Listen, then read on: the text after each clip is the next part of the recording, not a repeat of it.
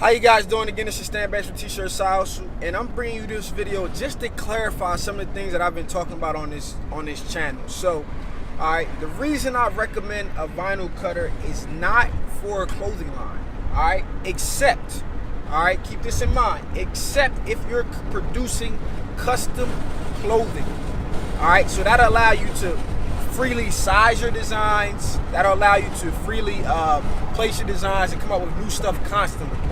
Alright, so if you're trying to create a clothing brand, do not purchase a vinyl cutter, in my opinion, okay? You can go ahead and start with that should you choose to, alright, but I do not recommend it. Alright, so if you're trying to create a clothing brand, basically you're saying you're trying to stand for a message. You're trying to put out quality clothing and sell them upwards of $20. Okay, if that's what you're trying to do, I do not suggest you buy a vinyl cutter or use vinyl. Okay, now the reason being is the quality of what you're selling, people know what's what. Okay, today so many people making clothing lines. When you get custom stuff, one of a kind stuff, they know what they're paying for and they know they're getting a one-off and it's vinyl or whatever the case is. But with clothing brands, you're trying to push a message, you're trying to sell a story, you want to sell quality clothing. So you want to go one of two ways.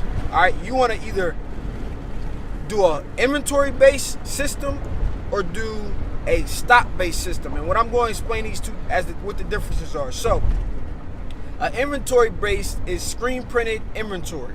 Okay, you have an inventory of shirts with designs screen-printed on them. So, if you're doing this, I suggest you use 2 to 3 designs. If it's screen-printed, maybe for you it might be 1 design. Okay, 1 to 3 designs I would say you use if you're trying to do an inventory-based system.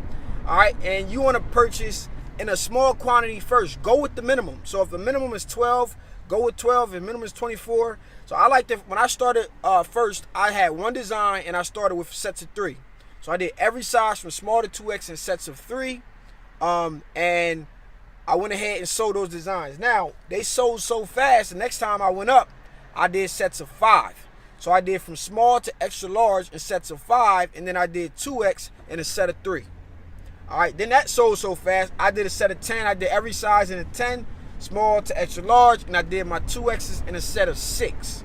All right, now, some brands, if you go higher than 2X, some say, you purchasing a ratio of like the smallest size and the biggest size being like a 2, and the middle size is all being 3s, okay?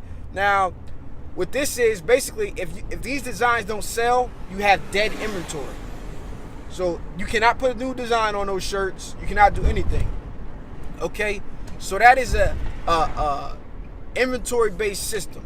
Now, if you want a stock-based system, you're gonna stock transfers of your design.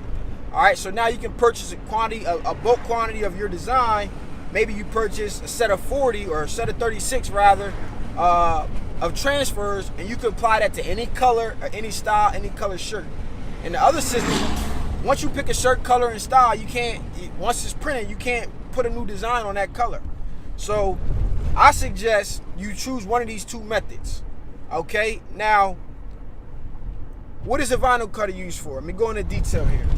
So if you've seen the bomber jackets that I was making, I made some for First. Okay, vinyl is an alternative to embroidery for me. Okay, so if it's something that I might embroider, but I'm only doing 1 of it or a small run of it, because you got to pay digitizing and stuff like that, that's where you want to use vinyl. So if you're not getting a bulk deal of 2 dozen, really is when you start seeing good quantities or good quantity pricing. All right, so if you're not doing 2 dozen something of embroidery, then you will go ahead and use the vinyl cutter. All right, so that's kind of the best that I can describe it.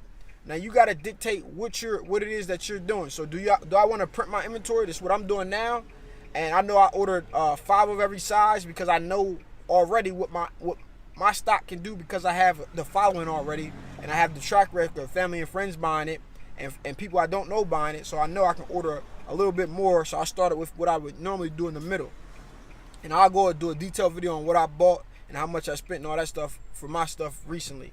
Okay, now.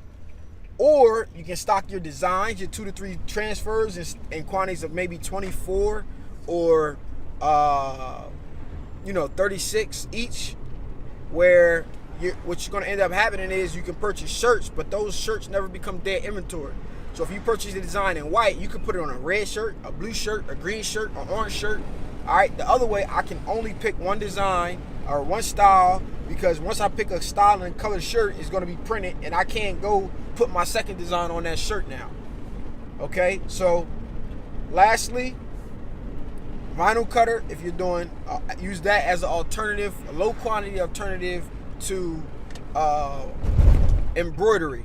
And this is based off of trying to start a clothing line. All right, keep that in mind. I'm trying to start a clothing brand. Okay, I'll make another video pretty soon on what I describe as a niche t-shirt market. All right, so hope you guys enjoyed this video. Hope you guys understand. If you don't understand, ask me questions. Ask me questions and I'll get back to you. All right, it's been Stan Banks with T-Shirt Side Hustle. Happy printing.